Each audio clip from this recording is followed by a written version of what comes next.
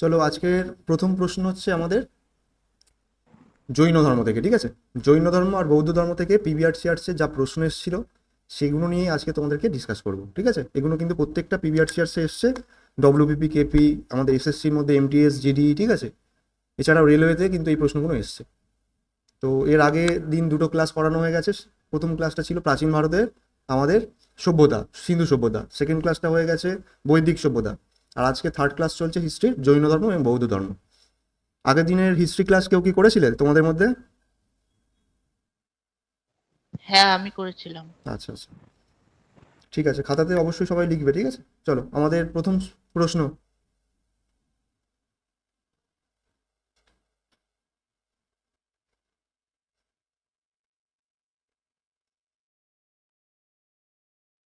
দেখো আমাদের প্রথম প্রশ্ন কি আছে, জৈন ধর্মের প্রধান প্রবর্তক কে?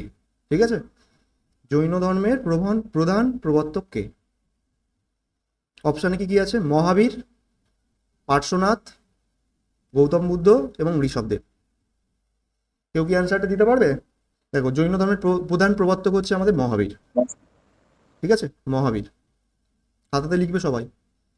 আর নেক্সট প্রশ্ন দেখে নাও, 2 নম্বর প্রশ্ন কি আছে আমাদের, মহাবীর কত সালে জন্মগ্রহণ করেন?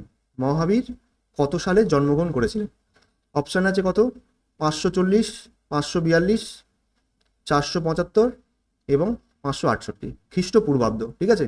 কারণ যীশুখ্রিস্টের জন্মের অনেক আগে সময়কালটা ছিল এইগুলো, ঠিক আছে? তাহলে মহাবীর কত সালে জন্মগ্রহণ করেন?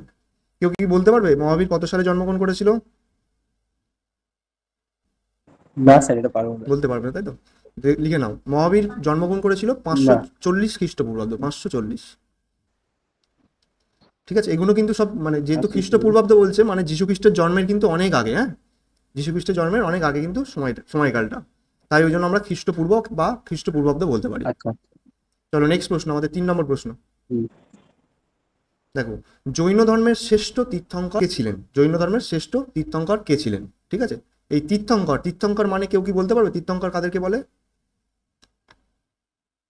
কাদের বলে তীর্থঙ্করকে? বলা হচ্ছে যে ভগবানের দূত, ঠিক আছে? ভগবানের দূত যারা তাদেরকে তীর্থঙ্কর বলা হচ্ছে। তাহলে জৈন ধর্মের শ্রেষ্ঠ তীর্থঙ্কর কে ছিলেন? অপশানে আছে কি কি আমাদের, ঋষভদেব, গৌতম মানে গৌতম বুদ্ধ, মহাবীর এবং ভদ্রবাহু। জৈন ধর্মের শ্রেষ্ঠ তীর্থঙ্কর কে ছিলেন? আমাদের মহাবীর। মহাবীর হবে। হ্যাঁ মহাবীর হবে, মহাবীর। মহাবীর। মহাবীর হচ্ছে জৈন ধর্মের শ্রেষ্ঠ তীর্থঙ্কর, ঠিক আছে? একটু আগে বললাম যে জৈন ধর্মের প্রধান প্রবর্তক কে ছিলেন?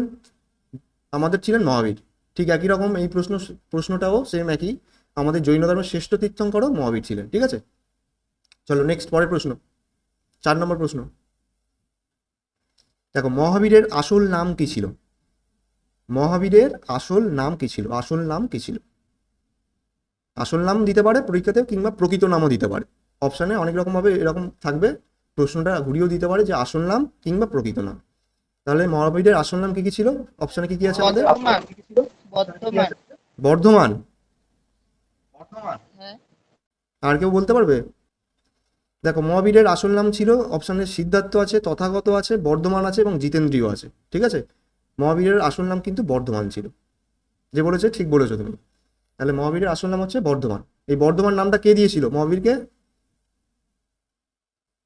মহাবীরের আসল নাম দিয়ে, এই যে আসল নামটা বর্ধমান দিয়েছিল তার বাবা, ঠিক আছে? পিতা দিয়েছিল আসল নামটা। এবং পরবর্তীকালে মহাবীরটা তাহলে কি নাম দিয়েছে সেটা একটা প্রশ্ন হতে পারে, যে মহাবীরটা কিভাবে এলো? যেহেতু তিনি একটু আগে বললাম যে তিনি কি করতেন, ধর্ম প্রচার করতেন, সুপরামর্শ দিতেন, ঠিক আছে? মানুষকে জনকল্যাণে মানুষকে অনেক সাহায্য করতেন। তাই সবাই ভাবতো যে উনি একটা ভগবানের দূত, তাই ওনাকে বলছে তীর্থঙ্কর, ঠিক আছে? সেক্ষেত্রে মহাবীরের নাম তখন এসেছিল মহাবীর, ঠিক আছে? সবাই মহাবীর বলেছিল, বীর, একটা বীর এসছে পৃথিবীর বুকে, একটা বীর জন্মগ্রহণ করেছে যে কিনা একটা ভগবানের দূত, তাই তাকে মহাবীর বলা হয়েছে, ঠিক আছে? চলো নেক্সট প্রশ্ন, 5 নম্বর প্রশ্ন। দেখো কি আছে এখানে, 23তম তীর্থঙ্কর কে ছিলেন? 23তম তীর্থঙ্কর কে ছিলেন? আমাদের জৈন ধর্মে কতগুলো তীর্থঙ্কর ছিল? কেউ কি বলতে পারবে মোট কতগুলো তীর্থঙ্কর ছিল? না স্যার, 24টা হতে পারে কি? হ্যাঁ হ্যাঁ বলো, বলতে হবে তো। 24টা। 24টা লিখে নাও, এখানে 24টা মোট ছিল, 24টা তীর্থঙ্কর। 24টাই। হ্যাঁ 24টা, 24তম বা 24টা, ঠিক আছে?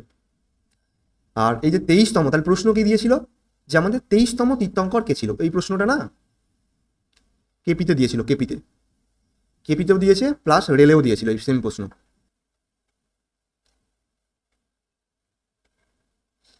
তাহলে 23তম তীর্থঙ্কর কে ছিলেন? অপশানে আছে আমাদের মহাবীর, ঋষভ, সুব্রত এবং পার্শ্বনাথ।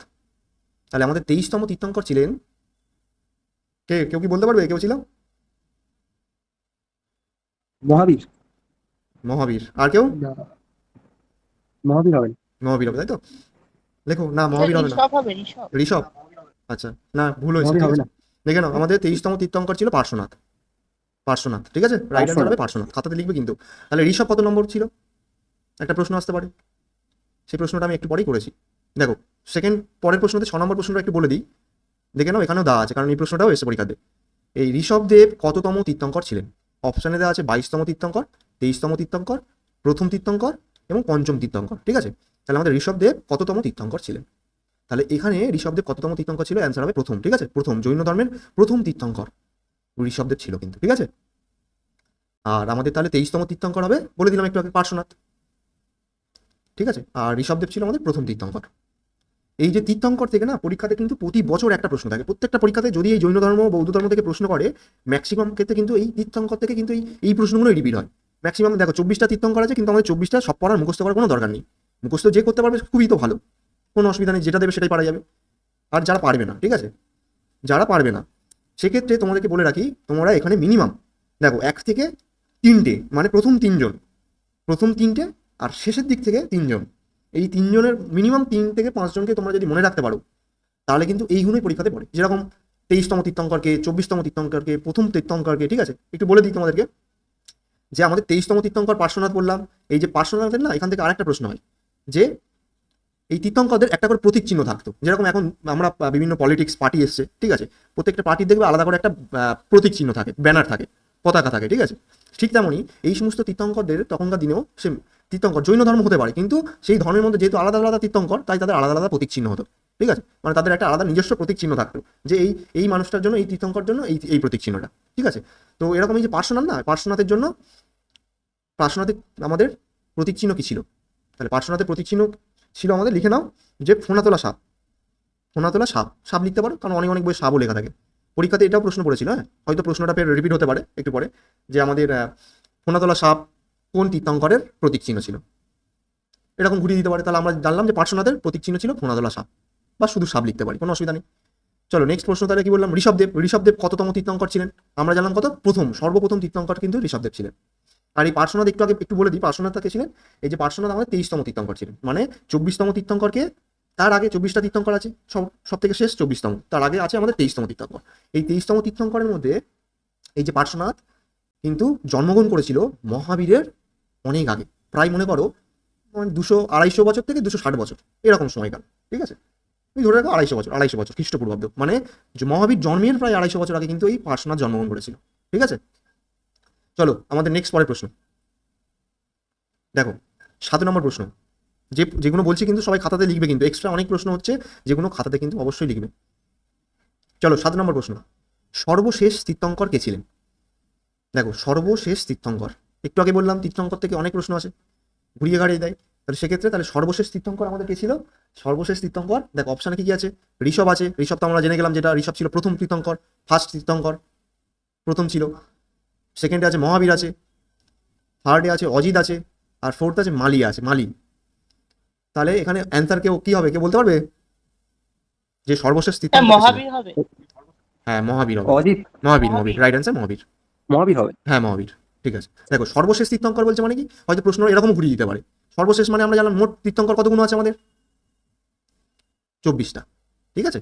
তাহলে 24-এর পরে আর কিন্তু কোনো তীর্থঙ্কর হয়নি, 24টা। টোটাল 24টা, 24 আমাদের তীর্থঙ্কর ছিল। এই 24তম তীর্থঙ্কর ছিলই আমাদের মহাবীর। তাহলে প্রশ্ন এরকম ঘুরিয়ে দিতে পারে যে 24তম তীর্থঙ্কর কে ছিলেন, সর্বশেষ না বলে দিল যে 24তম তীর্থঙ্কর কে ছিলেন, তাহলে অ্যান্সার হবে আমাদের মহাবীর, ঠিক আছে। চলো নেক্সট আমাদের 8 নম্বর প্রশ্ন, মার্কগুলো মুছে গেছে। চলো 8 নম্বর প্রশ্ন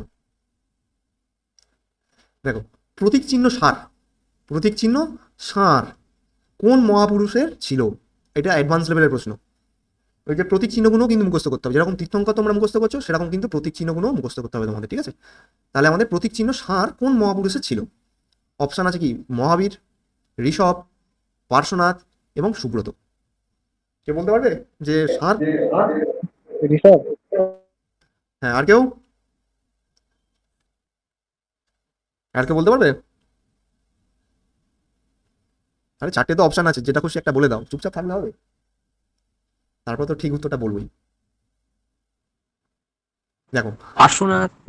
পার্শ্বনাথ বলছো যে প্রতীক চিহ্ন ষাঁড়, ঠিক আছে, সুব্রত। ঠিক আছে, অ্যান্সারটা বলে দিচ্ছি এখানে। পার্শ্বনাথের তো সাপ। পার্শ্বনাথে পার্শ্বনাথের সাপ ছিল। সাপ একটু আগে বলে দিলাম, সুব্রত। তাহলে বলছো সুব্রত, তাই তো? হ্যাঁ, তাহলে সুব্রত বা হ্যাঁ সুব্রত। সুব্রত হবে নাকি মহাবীর হবে নাকি ঋষভ হবে? পার্শ্বনাথ তো হবেই না আমাদের, কারণ পার্শ্বনাথের সাপ হয়ে গেছে একটু আগে। সাপ, হ্যাঁ হ্যাঁ। হ্যাঁ, আমাদের তাহলে প্রতীক চিহ্ন ষাঁড় হবে। মহাবীর হবে। হ্যাঁ, মহাবীর আমাদের হবে না, ঠিক আছে?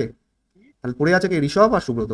আমাদের প্রতীক চিহ্ন ষাঁড় হবে কার, দেখে নাও, ঋষভ, ঠিক আছে? ঋষভ, ঋষভ হচ্ছে আমাদের প্রথম, মনে রাখবে, এই যে পড়ার মধ্যেই মুখস্থ হয়ে যাবে, তোমরা বারবার রিপিট করবে যখন দেখবে পড়ার মধ্যে মুখস্থ হয়ে যাচ্ছে। প্রতীক চিহ্ন ষাঁড় কোন মহাপুরুষের ছিল? তাহলে প্রশ্ন যেরকম রিপিট হচ্ছে, একটু গুড়ি গাড়ি দিচ্ছে, উত্তর কিন্তু আমরা অনেক রকম ভাবে পেয়ে যাচ্ছি। তাহলে আমার বলার সাথে সাথে তোমরাও কিন্তু বলবে, তাহলে কি হবে দেখবে পড়াটা এক্ষুনি হয়ে যাবে, মুখস্থ হয়ে যাবে, ঠিক আছে? তাহলে প্রতীক চিহ্ন ষাঁড় কোন মহাপুরুষের ছিলেন? আমাদের ঋষভদেবের, যিনি ছিলেন ফার্স্ট ঋষভ। ঋষভদেব। ঋষভ। ঋষভদেবের তাহলে প্রতীক চিহ্ন ষাঁড় ছিল। তাহলে প্রশ্ন তোমরা করতে পারো যে দাদা মহাবীরের তাহলে কি প্রতীক চিহ্ন হবে, আর সুব্রতর বা কি প্রতীক চিহ্ন হবে? দেখো মহাবীরের বলে দিই, লিখে নাও এখানে। মহাবীর, মহাবীরের আমাদের প্রতীক চিহ্ন হচ্ছে সিংহ, লিখে নেবে খাতাতে অবশ্যই, ঠিক আছে? মহাবীরের প্রতীক চিহ্ন সিংহ, কারণ তোমার দেখো ষাঁড় দিয়েছে বলে যে সিংহ দেবে না তার কোনো মানে নেই, ঠিক আছে? সাপ দিয়েছে, তখন হয়তো দেখা যাচ্ছে এবারে পরীক্ষাতে সিংহ দিয়ে দিল, কোনো একটা পরীক্ষাতে সিংহ দিয়ে দিল, যে সিংহ কোন মহাপুরুষের প্রতীক চিহ্ন, তাহলে কিন্তু আমাদের অ্যান্সারটা তখন বলতে হবে বা করতে হবে মহাবীর, ঠিক আছে? আর সুব্রত, সুব্রতর তাহলে কি হবে? মহাপুরুষ সুব্রত আমাদের, উনিও একজন জৈন ধর্মের মানুষ ছিলেন। মহাবীরের আমরা জানলাম সিংহ, আর সুব্রত তাহলে কি হবে? কচ্ছপ। দেখো প্রত্যেকটা মহাপুরুষের, জৈন ধর্ম হওয়া সত্ত্বেও তাদের কিন্তু প্রত্যেকটা মহাপুরুষের কিন্তু আলাদা আলাদা প্রতীক চিহ্ন ছিল। এখন যেরকম এক একটা পার্টির আলাদা আলাদা প্রতীক চিহ্ন ফ্ল্যাগ আছে, তখন কিন্তু এরকম ছিল না যে জৈন ধর্ম মানে একটাই নীতি মেনে চলবে, কারণ জৈন ধর্মের মধ্যে না তখন অনেক কিছু ভাগ হয়ে গেছে, ঠিক আছে? জৈন ধর্ম আবার অনেক রকম আছে, সেটা নিয়ে একটু পরেই ডিসকাস করবো। চলো আমাদের নেক্সট প্রশ্ন, 9 নম্বর প্রশ্ন, 9। দেখো মহাবীরের প্রথম শিষ্য কে ছিল? মহাবীরের প্রথম শিষ্য কে ছিল? দেখো শিষ্য তো দেখ, একটা মহাপুরুষের প্রচুর শিষ্য ছিল, কিন্তু সব শিষ্যদের কথা তো আমাদের জানার কোনো প্রয়োজন নেই। যে কোনো পরীক্ষাতে পড়ে আর যে কোনো পরীক্ষাতে পড়েছিল সেটা নিয়েই প্রশ্নগুলো করা থাকে মেনলি, ঠিক আছে? রিপিট হয় এই প্রশ্নগুলোই, হয়তো ঘুরি ফিরি ফের এই প্রশ্নগুলোই দেবে। দেখো মহাবীরের প্রথম শিষ্য কে ছিলেন? অপশানে আছে আমাদের চন্দ্র, জামিলি, অজিত এবং বিজয়। জামিলি। হ্যাঁ জামিলি ছিল, ঠিক, দেখে নাও জামিলি, খাতাতে অবশ্যই লিখবে সবাই। চলো নেক্সট প্রশ্ন আমাদের 10 নম্বর প্রশ্ন। দেখো মহাবীর কোন গাছের নিচে তপস্যা করেন? খুব ইম্পর্টেন্ট প্রশ্ন, খুব ইম্পর্টেন্ট, ভেরি ভেরি ইম্পর্টেন্ট, ঠিক আছে? এটা একটু অ্যাডভান্স লেভেলের প্রশ্ন, এই প্রশ্নটা এসএসসি সিজিএল এসছে, এই প্রশ্নটা কি দিয়েছে? মহাবীর কোন গাছের নিচে তপস্যা করেন? কে বলতে পারবে? দেখো অপশন কি কি আছে? বট গাছ, অশ্বত্থ গাছ, নিম গাছ, শাল গাছ, ওখানে এই অপশন ছাড়া দিয়ে দিতে পারতো আম গাছ, কাঁঠাল গাছ, জাম গাছ, যে কোনো একটা গাছ দিয়ে দিতে পারতো, ঠিক আছে? কিন্তু অ্যান্সার কিন্তু এইগুলোর মধ্যে থেকে যে কোনো একটা নিতে হবে আমাদের, সবগুলো তো আমরা অ্যান্সার করতে পারবো না। তাহলে মহাবীর কোন গাছের নিচে তপস্যা করতেন? খুব ভালো প্রশ্ন এটা। বট গাছ, অশ্বত্থ গাছ, নিম গাছ না শাল গাছ? বট গাছ।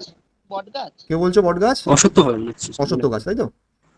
আমি দেখো নিম গাছ তো হবে না, শাল গাছও আমাদের তাহলে হবে না, বট গাছও হবে না, হবে বলছো তাই তো? দেখো অ্যান্সার কিন্তু আমাদের বট গাছও হবে না, আবার অশ্বত্থ গাছও হবে না, নিম গাছও হবে না, তাহলে পড়ে রইলো কে? শাল গাছ। এই শাল গাছটাই হচ্ছে আমাদের অ্যান্সার হবে। দেখো এই অশ্বত্থ গাছ না, অশ্বত্থ গাছ এটাই তো গোলায়, ওই জন্যই পরীক্ষাতে দিয়েছে না, এই সিজিএল বললাম না অ্যাডভান্স লেভেলের প্রশ্ন, এসএসসি সেন্ট্রালের প্রশ্ন মানে একটু অ্যাডভান্সে ঘুরিয়েই দেয় ওরা।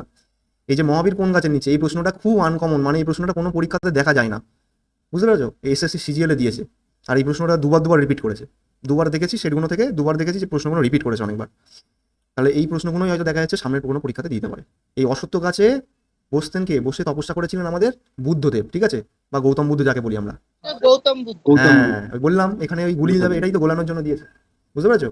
অ্যান্সার হবে আমাদের শাল গাছ। শাল গাছের নিচে কিন্তু এই মহাবীর আমাদের তপস্যা করেছিলেন এবং তিনি এখান থেকে জ্ঞান লাভ করেছিলেন, এই শাল গাছ কোথায় তপস্যা করেছিল, কে বলতে পারবে? মহাবীর কোথায় তপস্যা করেছিল শাল গাছের নিচে?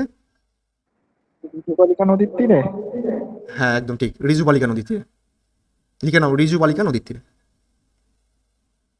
এটাও প্রশ্ন দিতে পারে যে মহাবীর কোথায় তপস্যা করেছিলেন বা কোথা থেকে জ্ঞান লাভ করেছিলেন? ঋজুপালিকা নদীর তীরে।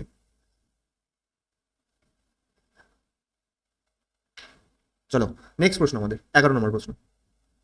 দেখো, জৈনদের প্রধান ধর্মগ্রন্থ কি ছিল? জৈনদের প্রধান ধর্মগ্রন্থ কি ছিল? খুব ভালো কথা, ভালো প্রশ্ন। এই প্রশ্নটা অনেকবার রিপিট হয়েছে, এটা ইম্পর্টেন্ট, লিখে রাখো, ডবল স্টার মারলাম, কারণ প্রত্যেকটা প্রশ্ন ইম্পর্টেন্ট। ঠিক আছে, দেখে নাও, এটা রিপিট হয় এই প্রশ্নটা অনেকবার। জৈনদের প্রধান ধর্মগ্রন্থ কি? অপশানে আমাদের কি কি আছে? ত্রিপিটক, কল্পসূত্র, দ্বাদশঙ্গ আর হিনজান। দ্বাদশঙ্গ স্যার। না, টিপিটক।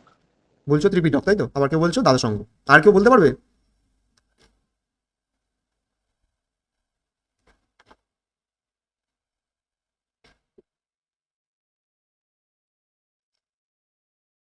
দেখে নাও অ্যান্সার কোনটা হবে। জৈনদের প্রধান ধর্মগ্রন্থ হবে ত্রিপিটক, কল্পসূত্র, দ্বাদশঙ্গ, হিনজান। জৈনদের প্রধান ধর্মগ্রন্থ হবে, এই ত্রিপিটকও হবে না, কল্পসূত্র হবে না, ঠিক আছে, অ্যান্সার হবে দ্বাদশঙ্গ। চলো নেক্সট প্রশ্ন আমাদের। দেখো 12 নম্বর প্রশ্ন। এই প্রশ্নটা কিন্তু রিপিট হয়, জৈনদের প্রধান ধর্মগ্রন্থ কি? ঠিক আছে, খুব ইম্পর্টেন্ট প্রশ্ন। 12 নম্বর, প্রধান জৈন ধর্মগুরু মহাবীর। একটু আমরা জানলাম যে মহাবীর প্রধান জৈন ধর্মগুরু ছিলেন। এই প্রধান জৈন ধর্মগুরু মহাবীর কোন শ্রেণীর সাধক ছিলেন? এই যে কোন শ্রেণী, একটু আগে বলছিলাম আমি যে জৈন ধর্মর অনেক মহাপুরুষ ছিল, অনেক সময় অনেক মহাপুরুষ এসেছিলেন। এই যে অনেক সময় অনেকগুলো মহাপুরুষ এসেছিলেন, তাদের সময় কিন্তু বিভিন্ন মহাপুরুষদের আবার আলাদা আলাদা ভাগ ছিল। তা অনেক অনেক মহাপুরুষ এক এক রকম কিছু নিয়ে তাদের মত আলাদা ছিল, আবার অন্য মহাপুরুষদের আলাদা আলাদা মত ছিল, ঠিক আছে, তাদের বাণী আলাদা ছিল। ওই জন্য এই মহাপুরুষদের সময় জৈন ধর্মটাকে দুটো ভাগে ভাগ করা হয়। ঠিক আছে, একটু একটু বলে দিই, জৈন ধর্মটাকে দুটি ভাগে ভাগ করা হয়। সেই দুটি ভাগ কি কি, কেউ বলতে পারবে? জৈন ধর্মকে দুটি ভাগে ভাগ করা হয়, ওই দুটো ভাগ কি কি? হিনজান মহাযান। বলছো হিনজান মহাযান, তাই তো? তাহলে আমাদের অপশন কি কি আছে দেখে নিই, যে মহাবীর কোন শ্রেণীর সাধক ছিলেন? হিনজান, মহাযান, শ্বেতাম্বর আর দিগম্বর। দেখো এই জন্য আমাদের একটু জানতে হবে, ঠিক আছে, যে মহাবীর কোন শ্রেণীর অন্তর্ভুক্ত ছিল। শুধু মহাবীর বলেই না, এই যে জৈন ধর্মটাকে দুটি ভাগে ভাগ করা হয়েছে, সেই দুটো ভাগ আমাদের কি কি? দেখো, হিনজান মহাযানের কথা আমি একটু পরে বলবো। এই যে হিনজান মহাযানটা একটু পরে বলবো। জৈন ধর্মের দুটি শ্রেণীতে বিভক্ত ছিল, একটা ছিল শ্বেতাম্বর, একটা ছিল দিগম্বর। ঠিক আছে, হিনজান মহাযান নয়। হিনজান মহাযান ছিল আমাদের বৌদ্ধ ধর্মে। ঠিক আছে, বৌদ্ধ ধর্মটাকে দুটি ভাগে ভাগ করা হয়, একটা হিনজান, একটা মহাযান। আর কিন্তু জৈন ধর্ম, এই যে জৈন ধর্ম আমাদের আছে, জৈন ধর্মটাকে দুটি ভাগে ভাগ করা যায়, একটা হচ্ছে শ্বেতাম্বর, একটা হচ্ছে দিগম্বর। ঠিক আছে, তাহলে শ্বেতাম্বর কাদের বলে আর দিগম্বর কাদের বলে? দিগম্বর হবে। বলছো দিগম্বর হবে, তাই তো?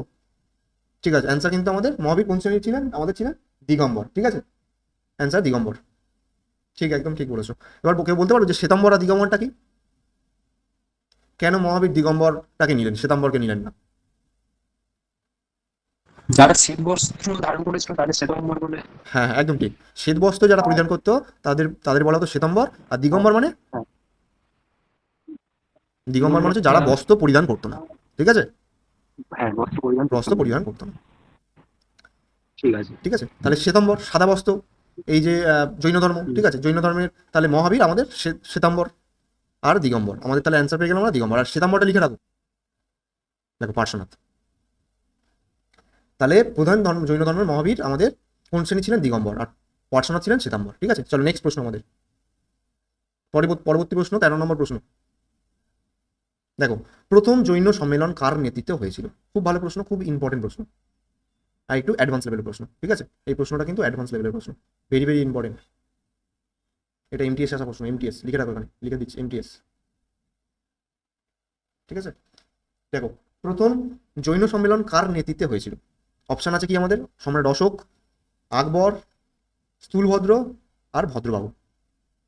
ঠিক আছে, তাহলে জৈন সম্মেলন, বৌদ্ধ সম্মেলন থেকে পরীক্ষাতে বহুবার প্রশ্ন এসছে। এখানে প্রশ্ন আমাদের দিয়েছে প্রথম জৈন সম্মেলন কার নেতৃত্বে হয়েছিল। অপশানে আছে অশোক, আকবর, স্থূলভদ্র এবং ভদ্রবাবু। বলো কি হবে? স্যার ভদ্রবাহু। ভদ্রবাবু, তাই তো? ভদ্রবাহু। ঠিক বলছো? দেখো অ্যান্সার বলে দিচ্ছি, ভদ্রবাবু হবে না। ঠিক আছে, অশোকও হবে না, কারণ অশোক তারও অনেক আগে। আর এইদিকে ছিল আকবর, আকবর তো হবে না, মোগল বংশ অনেক পরে এসছে আমাদের। তাহলে এই প্রথম জৈন সম্মেলন কার নেতৃত্বে হয়েছিল? স্থূলভদ্র। অ্যান্সার হবে স্থূলভদ্র। ঠিক আছে, তো জৈন সম্মেলন হয়েছিল, তিনিও একজন জৈন প্রবর্তক ছিলেন, জৈন ধর্ম প্রবর্তক। ঠিক আছে, কত সালে হয়েছিল লিখে রাখো এটা, 300 বিসি বিফোর খ্রিস্ট, বা খ্রিস্টপূর্বাব্দ লিখতে পারো 300। ঠিক আছে, প্রথম তাহলে জৈন সম্মেলন আমাদের হয়েছিল 300 খ্রিস্টপূর্বাব্দ। তাহলে আর একটা প্রশ্ন আসতে পারে যে দাদা তোমরা জিজ্ঞাসা করতে পারো যে দাদা কতগুলো জৈন সম্মেলন হয়েছিল। দেখো, জৈন সম্মেলন অনেকগুলোই হয়েছিল, কিন্তু মেনলি আমাদের দুটো জৈন সম্মেলনের কথা আমরা জানতে পারি, প্রথম জৈন সম্মেলন আর দ্বিতীয় জৈন সম্মেলন। দ্বিতীয় জৈন সম্মেলনটা লিখে রাখো এখানে, কত সালে হয়েছিল, সেকেন্ড জৈন সম্মেলন, দ্বিতীয় জৈন সম্মেলন। ঠিক আছে, সম্মেলন, দ্বিতীয় জৈন সম্মেলন হয়েছিল 500 খ্রিস্টপূর্বাব্দ। ঠিক আছে, লিখে রাখো 500 খ্রিস্টপূর্বাব্দ। চলো আমাদের নেক্সট প্রশ্ন, 14 নম্বর প্রশ্ন। পার্শ্বনাথ বলছে, পার্শ্বনাথ কোন জৈন ধর্মশ্রেণীর অন্তর্ভুক্ত ছিল? দেখো একটু আগে বলে দিয়েছি আমি, প্রশ্নটা ফের রিপিট হয়েছে। দেখো পার্শ্বনাথ, শ্বেতাম্বর। হ্যাঁ শ্বেতাম্বর, ঠিক একদম তাই, শ্বেতাম্বর। তাহলে পার্শ্বনাথ কোন জৈন ধর্মশ্রেণীর অন্তর্ভুক্ত ছিলেন? অ্যান্সার হবে শ্বেতাম্বর, কারণ তিনি সাদা বস্ত্র পরিধান করতেন। চলো নেক্সট, পরের প্রশ্ন আমাদের 15 নম্বর প্রশ্ন। দেখো, মহাবীর কত সালে মারা যান? মহাবীর কত সালে মারা যান? কি হবে, অপশন কি কি আছে দেখো, 465, 395, 468, 325। কি হবে বলো? এই প্রশ্নটাও একটু অ্যাডভান্স লেভেলের, কারণ এটা দেখো ফুটিয়ে ফুটিয়ে দেওয়া আছে কি কত সালে মারা যাচ্ছে, কত সালে জন্মগ্রহণ করেছে। জন্মগ্রহণ তো আমি বলে দিয়েছি, জন্মগ্রহণ কত সালে হয়েছে? 540।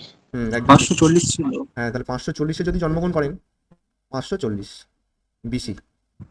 ঠিক আছে, 540 খ্রিস্টপূর্বাব্দে তিনি জন্মগ্রহণ করেছিলেন। তাহলে কত সালে তিনি মারা যাচ্ছেন? 465 বলছো 465, আর সেটা কেউ? বুঝতে পারছি না। আর কেউ?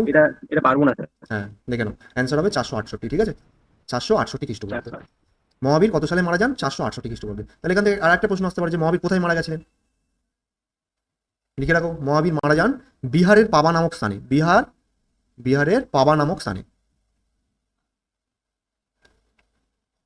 ঠিক আছে, আরো এরকম প্রশ্ন আসতে পারে যে মহাবীর কত বছর বয়সে মারা যান? তাহলে হিসাব করো, 540 খ্রিস্টপূর্বাব্দে তিনি জন্মগ্রহণ করছেন এবং মারা যাচ্ছেন কত? 468 খ্রিস্টপূর্বাব্দে। তাহলে কত বছর বয়সে তিনি মারা যাচ্ছেন? লিখে নাও, 72 বছর বয়সে। ঠিক আছে, 72 হবে, 72 বছর বয়সে তিনি মারা যান। ঠিক আছে, চলো আমাদের নেক্সট প্রশ্ন। দেখো, বৌদ্ধ ধর্ম। এবার বৌদ্ধ ধর্ম থেকে যে মোস্ট ইম্পর্টেন্ট রিপিটেড হয়েছে, যে প্রশ্নগুলো বারবার রিপিট হয়েছে, সেই প্রশ্নগুলো নিয়ে ডিসকাস করবো। ঠিক আছে, জৈন ধর্ম কিন্তু এই প্রশ্নগুলো যেগুলো এসছে না, এগুলো কিন্তু অনেকবার রিপিট হয়েছে। ওই জন্য জৈন ধর্ম থেকে যেগুলো বারবার রিপিট হয়েছে বা প্রশ্নগুলো খুব ইম্পর্টেন্ট, যেগুলো পরীক্ষাতে পড়তে পারে, সেই প্রশ্নগুলো কিন্তু তোমাদেরকে করালাম। ঠিক আছে, ভিডিওগুলো কিন্তু অবশ্যই তোমরা ভিডিওটা দেখে খাতাতে কিন্তু করবে। বারবার বলছি, খাতাতে লিখে নিয়ে এগুলো পড়তে হবে, কিন্তু না পড়লে হবে না। আর অনেকে আছে যে হয়তো ভিডিও দেখছো, দেখার দরকার দেখছো, ক্লাসটা করার দরকার করছো, খাতাতে নোট করছো না। ঠিক আছে, তারা কিন্তু খুব বিপদে পড়ে যাবে। আর আমি বলে দিয়েছি যে বেশিজন ক্যান্ডিডেট না হলে এই ক্লাসগুলো কিন্তু রেকর্ডেড দেবো না, যা করাবো লাইভ ক্লাস। ঠিক আছে, লাইভ ক্লাসে যা হবে লাইভ ক্লাসে। দেখে না, বৌদ্ধ ধর্ম, ওই কার্ডটা কোথায় গেল? দেখে না, বৌদ্ধ ধর্ম থেকে দেখো 16 নম্বর প্রশ্ন। দেখো, বৌদ্ধ ধর্ম আমরা শুরু করছি। বৌদ্ধ ধর্মের সময়কাল কত? এই যে আগের দিন বলছিলাম বৈদিক যুগ শুরু হয়েছিল আমাদের, বৈদিক যুগ শুরু হওয়ার পরে বৈদিক যুগ শেষ হয়েছিল। বৈদিক যুগের সময়কালটা কেউ বলতে পারবে? আগের দিন তো তোমরা ক্লাস করেছো, বলো দেখি বৈদিক যুগের সময়কালটা কত? ক্লাস করছো কিন্তু 1500 থেকে 600 খ্রিস্টপূর্বাব্দ। কত থেকে কত? 1500 থেকে 600। 15 থেকে 600 বলছে, তাই তো? ঠিক আছে, অসুবিধা নেই। বৈদিক যুগ টোটালটা হচ্ছে 15 থেকে 600। ঠিক আছে, এই যে 600 খ্রিস্টপূর্বাব্দের পর থেকে আমাদের হয়ে যায় বৌদ্ধ ধর্ম। ঠিক আছে, 600 খ্রিস্টপূর্বাব্দের পর থেকেই আমাদের বৌদ্ধ ধর্ম শুরু হয়ে যায়। বৌদ্ধ ধর্ম দেখে নাও, প্রথম প্রশ্ন কি আছে আমাদের? গৌতম বুদ্ধের মায়ের নাম কি ছিল? গৌতম বুদ্ধের মায়ের নাম কি ছিল? আর এখানে একটু লিখে নাও যে বৌদ্ধ ধর্মের প্রধান প্রবর্তক, বৌদ্ধ ধর্মের প্রধান প্রবর্তক বা প্রবর্তক বলতে পারি আমরা, প্রথম বা প্রধান লিখতে পারি গৌতম বুদ্ধ। লিখে নাও, গৌতম বুদ্ধ। গৌতম বুদ্ধ, বুদ্ধ থেকে বৌদ্ধ ধর্ম এসেছে। ঠিক আছে, তাহলে বৌদ্ধ ধর্মের প্রধান প্রবর্তক ছিলেন গৌতম বুদ্ধ। গৌতম বুদ্ধ কত সালে জন্মগ্রহণ করেন? কেউ জানো কত সালে জন্মগ্রহণ করেছিলেন গৌতম বুদ্ধ? 568 খ্রিস্টপূর্বাব্দ। কত? 568। হ্যাঁ, 568 বলছে, তাই তো? দেখে নাও, অনেক বইতে না অনেক রকম লেখা থাকে। কোনো কোনো বই লেখা আছে যে গৌতম বুদ্ধ 568 568 খ্রিস্টপূর্বাব্দে জন্মগ্রহণ করছে। আবার অনেক বই লেখা আছে 563, আবার অনেক বই লেখা আছে 566। তাহলে তুমি কোনটা নেবে? দেখো তিনটেই কিন্তু ঠিক, 568 হয়, 63 হয়, 66 হয়। আমাদের অপশানে দেখতে হবে যে এর কাছাকাছি কোনগুলো আছে। এই তিনটে দিলে তিনটে তো দেবে না, যে কোনো একটা দেবে। মানে 568 দিতে পারে, নয় 63 দিতে পারে, নয় 66 দিতে পারে, যেটা দেবে সেটা ঠিক, তিনটেই ঠিক আছে, ঠিক আছে। মানে সব বইয়ে সব রকম দেওয়া আছে, বিভিন্ন বই বিভিন্ন রকম ভাবে দেওয়া। তাহলে গৌতম বুদ্ধ আমাদের জন্মগ্রহণ করছেন 568 কিংবা 63 কিংবা 66 খ্রিস্টপূর্বাব্দে। গৌতম বুদ্ধের মায়ের নাম কি ছিল?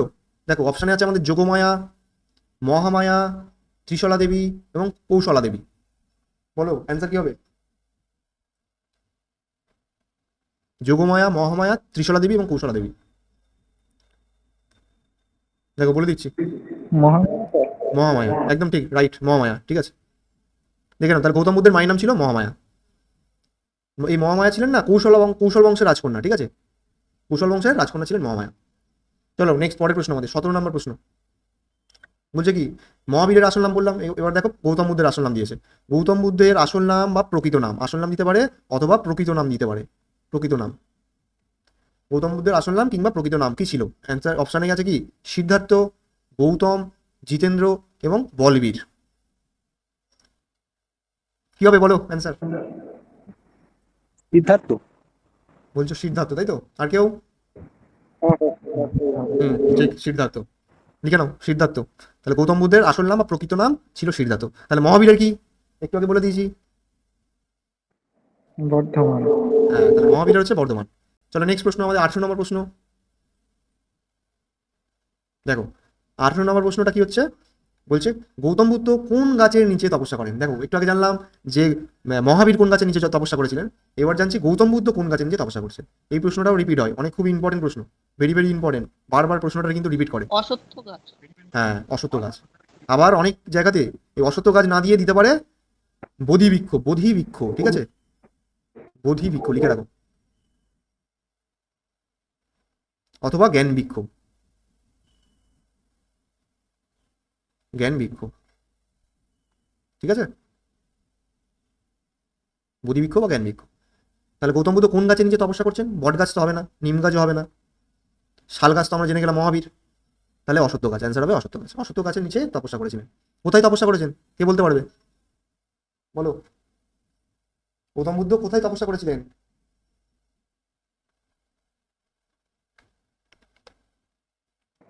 হ্যাঁ, গয়া গয়া, গয়া লিখে রাখো। কিন্তু গয়া। হ্যাঁ, গয়া, গয়া। গয়াতে, ঠিক, গয়া। এই গয়া কোথায় অবস্থিত জানো? গয়া বলা বা বুদ্ধ গয়াও বলা হয়, যেহেতু গৌতম বুদ্ধ জন্ম মানে ওখানে কি করেছিলেন, জ্ঞান লাভ করেছিলেন, তপস্যা করেছিলেন, তাই ওটাকে গয়া গয়া বলা হচ্ছে, বুদ্ধ গয়াও বলা হয়। গয়া কোথায় অবস্থিত, কোন রাজ্যের মধ্যে অবস্থিত? লিখে নাও, গয়া হচ্ছে বিহার, ঠিক আছে। তাহলে গৌতম বুদ্ধ বিহারে গিয়ে তিনি অশ্বত্থ বৃক্ষের নিচে বা বোধি বৃক্ষের নিচে তিনি তপস্যা করেছিলেন। চলো নেক্সট 19 নম্বর প্রশ্ন আমাদের। দেখো প্রত্যেকটা প্রশ্ন কিন্তু খুব ইম্পর্টেন্ট, বারবার রিপিট হয়েছে, আর এই প্রশ্নগুলোই কিন্তু পরীক্ষাতে ফের পড়বে, ঠিক আছে, এর বাইরে প্রশ্ন হয় না। এবার হয়তো একটু ঘুরিয়ে গাড়ি দিতে পারে, কিন্তু এই প্রশ্নগুলো খুব ইম্পর্টেন্ট, রিপিট হয় প্রশ্নগুলো। দেখো মহাভিনিষ্কমন, মহাভিনিষ্কমন কথাটি কিসের সাথে যুক্ত? মহাভিনিষ্কমন কথাটি কিসের সাথে যুক্ত? অপশানে আছে ধর্মপ্রচার, গৃহত্যাগ, যুদ্ধ না মিতের স্তূপ। কি হবে বলো? গৃহত্যাগ। বলছো মিতের স্তূপ, তাই তো? আর কেউ?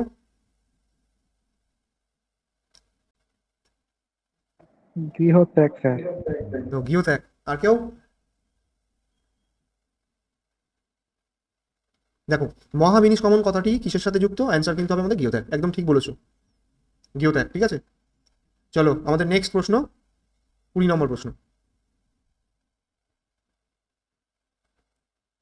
দেখো বলছে চতুর্থ বৌদ্ধ সম্মেলন কবে এবং কার সময়কালে হয়েছিল? চতুর্থ বৌদ্ধ সম্মেলন কবে এবং কার সময়কালে হয়েছিল? খুব ভালো প্রশ্ন। দেখো একসঙ্গে দুটো প্রশ্ন দিয়ে দিয়েছে, একটা বলছে কবে হয়েছিল, আবার একটা বলছে কার সময়কালে হয়েছিল। তাহলে পরীক্ষাতে তোমাদের এরকমও দিতে পারে যে চতুর্থ বৌদ্ধ সম্মেলন কবে হয়েছিল, শুধু দিতে পারে এটা, বা বলতে পারে চতুর্থ বৌদ্ধ সম্মেলন কার সময়কালে হয়েছিল, যে কোনো একটা দিতে পারে। এখানে যেরকম দুটো প্রশ্ন করেছে, ঠিক আছে, এটাও কিন্তু ডব্লিউবিসিএস এর প্রশ্ন, ঠিক আছে। দেখো চতুর্থ বৌদ্ধ সম্মেলন কবে এবং কার সময়কালে হয়েছিল? প্রথম অপশনে কি আছে আমাদের? 300 BC স্থূলভদ্র, সেকেন্ডে আছে 250 BC অশোক, দেখো 300 BC স্থূলভদ্র একটু আগে আমি বলে দিয়েছি, বলো তো এটা কার কার সময়কালে হয়েছিল, কি হয়েছিল এই সময়? 300 খ্রিস্টপূর্বাব্দে স্থূলভদ্র, জৈনদের কথা। হ্যাঁ জৈনদের প্রথম, জৈন ধর্মের হ্যাঁ হ্যাঁ ঠিক, একদম ঠিক, জৈনদের লিখে নাও ফের আরেকবার, জৈনদের প্রথম ধর্ম সম্মেলন, ঠিক আছে? তাহলে 250 BC সম্রাট অশোক, অর্থাৎ 250 খ্রিস্টপূর্বাব্দে সম্রাট অশোক করেছিলেন। তারপরে আছে কি 383 খ্রিস্টপূর্বাব্দে কালাশক করেছিলেন, নাকি 78 খ্রিস্টপূর্বাব্দে সম্রাট কনিষ্ক করেছিলেন, কোনটা? 78-এ কনিষ্ক। ঠিক, দেখে নাও। তাহলে চতুর্থ বৌদ্ধ সম্মেলন কবে হয়েছিল? চতুর্থ, ওই একটু বলে দিই তোমাদের, যে গৌতম বুদ্ধের যে বৌদ্ধ সম্মেলনটা হয়েছিল না, এটা কিন্তু 4টে বৌদ্ধ সম্মেলন হয়েছিল, ঠিক আছে? চতুর্থ, 4বার বৌদ্ধ সম্মেলন হয়েছিল, লিখে নাও এটা, 4টি বৌদ্ধ সম্মেলন হয়েছিল, সবকটাই বলে দেবো আমি, ঠিক আছে? 4টি সম্মেলন হয়েছিল। জৈনদের যেরকম মূলত 2টো হয়েছিল, আর বৌদ্ধদের হয়েছিল 4টি, বৌদ্ধ ধর্মগ্রন্থের 4টি বৌদ্ধ সম্মেলন হয়েছিল। এখানে চতুর্থ বৌদ্ধ সম্মেলন তাহলে আমাদের কত পেলাম? 78 BC, সম্রাট কনিষ্কের সময়, হ্যাঁ সম্রাট কনিষ্ক এই চতুর্থ বৌদ্ধ সম্মেলনটা করেছিল। দেখো তাহলে প্রথম বৌদ্ধ সম্মেলন, তাহলে প্রশ্ন আসতে পারে যে প্রথম বৌদ্ধ সম্মেলন কবে হয়েছিল, এখানে চতুর্থ দিয়েছে, তোমাদের প্রথম দিতেই পারে, তাহলে ওই জন্য বৌদ্ধ সম্মেলনটা একটু মনে রাখতে হবে। দেখো ফার্স্ট বৌদ্ধ সম্মেলন, ফার্স্ট বৌদ্ধ সম্মেলন কবে হয়েছিল, কে বলতে পারবে? 483 খ্রিস্টপূর্বাব্দ। একদম ঠিক, 483 খ্রিস্টপূর্বাব্দে, দেখে নাও। তাহলে ফার্স্ট বৌদ্ধ সম্মেলন আমাদের হয়েছিল 483, লিখে নেবে সবাই, কিন্তু খাতাতে অবশ্যই লিখবে। 483 খ্রিস্টপূর্বাব্দে কোন রাজা করেছিল? অজাতশত্রু। ঠিক, একদম ঠিক, দেখো অজাতশত্রু লিখে দিচ্ছি আমি, অজাতশত্রু। এই অজাতশত্রু, কনিষ্ক, এদের কথা হয়তো আমরা শুনেছি। এর পরের ক্লাসে আমরা ষোড়শ মহাজনপদ পড়বো। এই ষোড়শ মহাজনপদে কিন্তু প্রত্যেকটা বংশ, 16টা বংশ আছে আমাদের, অনেক বংশ আছে, ঠিক আছে? মেন বংশ থেকে যেগুলো থেকে পরীক্ষাতে প্রশ্ন পড়ে সেগুলো কিন্তু আমি ধরিয়ে করাবো একদম, ঠিক আছে? বারবার রিপিট হয়েছে সেই প্রশ্নগুলো নিয়ে কিন্তু তোমাদেরকে ডিসকাস করবো, ঠিক আছে? তাই অজাতশত্রু কে ছিলেন এখন আর বলবো না, তোমাদের নেক্সট ক্লাসে তোমাদেরকে কিন্তু ডিসকাস করবো। তাহলে ফার্স্ট বৌদ্ধ সম্মেলন, আমাদের প্রথম বৌদ্ধ সম্মেলন পেলাম আমরা কত? 483 খ্রিস্টপূর্বাব্দে হয়েছিল, কে করেছিলেন? সম্রাট অজাতশত্রু, ঠিক আছে, বা রাজা অজাতশত্রু। চলো নেক্সট সেকেন্ড, তাহলে সেকেন্ড বৌদ্ধ সম্মেলন কবে হয়েছিল? খাতাতে কিন্তু লিখছো তো তোমরা, নাকি শুধু আমি লিখে যাচ্ছি? হ্যাঁ স্যার লিখছি। হ্যাঁ লিখবে কিন্তু অবশ্যই, কারণ এইগুলোই পরীক্ষা কিন্তু পরীক্ষাতে পড়বে কিন্তু এই পরীক্ষা করতে, ঠিক আছে? তাহলে সেকেন্ড কত হয়েছিল? 383, লিখে নাও 383, 483, 383, 100 বছর পর, ঠিক আছে? প্রায় 100 বছর পর আমাদের সেকেন্ড বৌদ্ধ সম্মেলন হয়। এই বৌদ্ধ সম্মেলনটা করেছিল সেকেন্ডবারের জন্য, বৌদ্ধ সম্মেলনটা করেছিল কে, কোন রাজা? কালাশক, একদম কালাশক, লিখে নাও কালাশক, কালাশক। চলো থার্ড বৌদ্ধ সম্মেলন, আমাদের তৃতীয়বারের জন্য আবার বৌদ্ধ সম্মেলন। তৃতীয়বার বৌদ্ধ সম্মেলনটা হয়েছিল কত সালে? ঠিক, গুড, ভালো মুখস্থ করেছো। এই দেখো এগুলো মুখস্থ করতেই হবে, কিছু করার নেই। হ্যাঁ 4টে বৌদ্ধ সম্মেলন কিন্তু খুব ইম্পর্টেন্ট। জৈন ধর্ম থেকে আমাদের জৈন সম্মেলনটা পরীক্ষাতে কিন্তু পড়ে না তেমন, যেহেতু অ্যাডভান্স হচ্ছে সেক্ষেত্রে কিন্তু প্রশ্নটা ঘুরিয়ে দিয়েছে। কিন্তু এই চতুর্থ বৌদ্ধ সম্মেলনটা কিন্তু খুব ইম্পর্টেন্ট, হ্যাঁ ভেরি ইম্পর্টেন্ট কিন্তু। এখান থেকে কিন্তু একটা প্রশ্ন আসার চান্স খুব বেশি। থার্ড বৌদ্ধ সম্মেলনটা হয়, লিখে নাও 250 খ্রিস্টপূর্বাব্দে, 250 খ্রিস্টপূর্বাব্দে। কে করেছিল? অশোক। এই দেখো এখানে লিখে দিয়েছিলাম না, অপশানে ছিল 250 BC সম্রাট অশোক, ঠিক আছে? তাহলে আমাদের করেছিল সম্রাট অশোক। সম্রাট অশোকের সময়কালে সম্রাট অশোক, আমরা জানি যে কলিঙ্গ যুদ্ধের পর, শেষ যুদ্ধ ছিল কলিঙ্গ, সেই কলিঙ্গ যুদ্ধের পর সম্রাট অশোক বৌদ্ধ ধর্ম গ্রহণ করেন, এবং তিনি তৃতীয়বারের জন্য আমাদের এই 250 খ্রিস্টপূর্বাব্দের সময়কালে আমাদের এই চতুর্থ বৌদ্ধ সম্মেলনটা করে। আর নেক্সট আমরা তো পেয়ে গেলাম, এটা লিখছি না। চতুর্থ বৌদ্ধ সম্মেলন কে করেন, যেটা আমাদের প্রশ্ন ছিল, যে সম্রাট কনিষ্ক করেন। কত? 78 খ্রিস্টপূর্বাব্দে, ঠিক আছে? রাইট অ্যান্সার হবে 78 খ্রিস্টপূর্বাব্দে। ঠিক আছে, আজকের এই পর্যন্ত 20টা প্রশ্ন তোমাদের কাছে আজকে নিয়ে এলাম। এই 20টা প্রশ্নের মধ্যে কিন্তু তোমরা এই জৈন ধর্ম বৌদ্ধ সম্মেলন থেকে কিন্তু একটা না একটা কিন্তু কমন পাবেই, ঠিক আছে? যদি তোমাদের এই জৈন সম্মেলন থেকে পরীক্ষাতে প্রশ্ন পড়ে, ঠিক আছে?